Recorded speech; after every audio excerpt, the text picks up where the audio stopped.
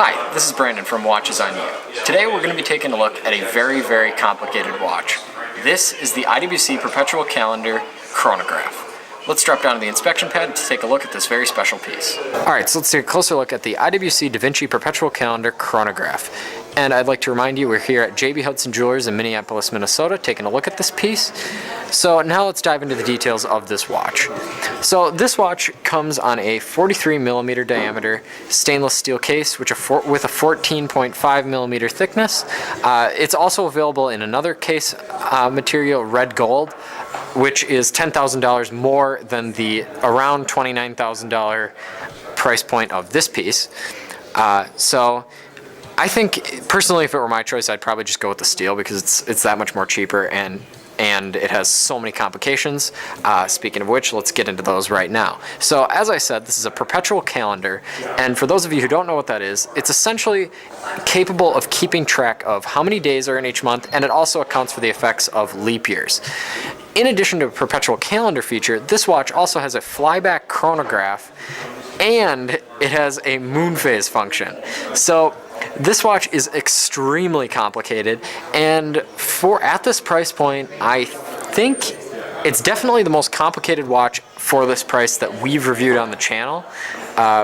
And it might be out of any watch. If you guys can find another one, definitely comment in the description because I'd be happy to look that up.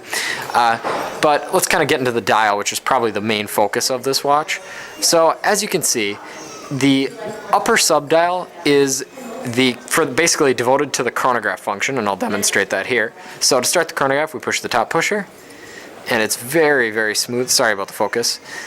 And you stop it again with the top pusher, but I'm not going to do that yet. It's actually, again, it has a flyback function, so I can hit the bottom pusher and it'll reset and just keep going, so you can keep track of split times, which is a really, really cool feature. It just exhibits the complications of this watch. Or to completely reset and stop the chronograph, what you can do is, just like a normal chronograph, you hit the top pusher and then hit the bottom, and it resets back to 0 and stays steady. But one thing I really, really like about that upper subdial that controls, again, it's basically for the chronograph at times the minutes and hours, is for the moon phase, you can see there's little beautiful gold stars that they decided to put around that moon there. And I think that looks very, very cool. So now let's move on to the other subdials. So, geez, I'm sorry about the focus there.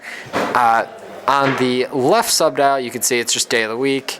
The right subdial, it's the day in the month. The bottom subdial is the running seconds and month. And then also on the dial, you have the year right here. I do think it's kind of funny that they choose to put the year on this watch. It's just kind of an extra little feature to have, but I don't see its utility basically, because if you don't know what year it is, you probably have some problems. Then again, old people tend to be the people who don't know what year it is, and an old person is probably one of the few people who can afford this watch. So I kind of understand it there.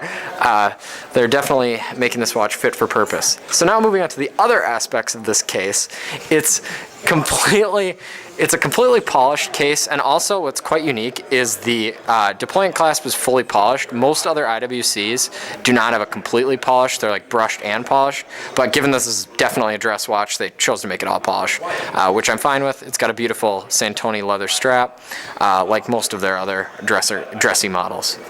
So now let's move on to the case back, and you can see that beautiful IWC in-house movement, and the finishing is superb. I mean, you have the Côte de Genève, and the gold rotor looks absolutely fantastic. It has a 68-hour power reserve, this movement, and that is extremely impressive for the amount of complications that they chose to put in. I mean, again, that's over 2 days, almost 3 days, and that is perfect. I like to see watches, again, have over a 48-hour power reserve, which, given that this is a 68-hour power reserve, that's absolutely fantastic. So now I'll try it on the wrist, and the articulated lugs, not lungs, facilitate its looks on any sized wrist, which I really, really like.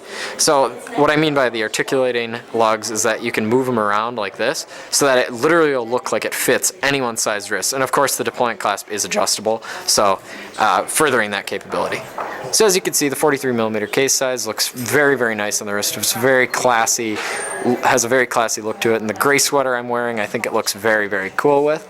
If you like this video, please remember to subscribe and share. Thank you.